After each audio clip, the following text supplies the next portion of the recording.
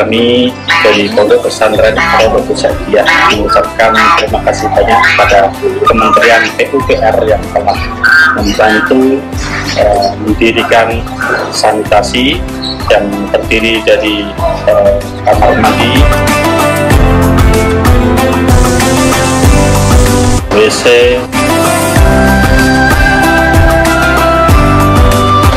cuci tangan, tempat wudhu,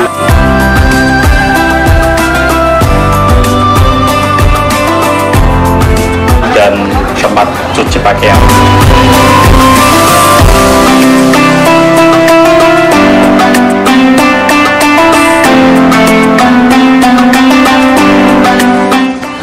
Bantuan ini sangat bermanfaat sekali bagi kami, khususnya para santri, karena kami memang kekurangan kamar mandi atau fasilitas-fasilitas lain.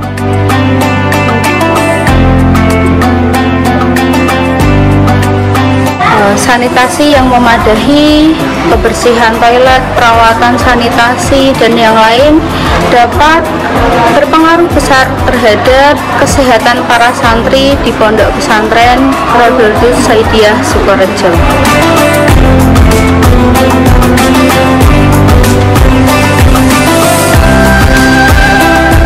Semoga bermanfaat dan lupa. Sekali lagi kami terima kasih kepada PUPR. Assalamualaikum warahmatullahi wabarakatuh.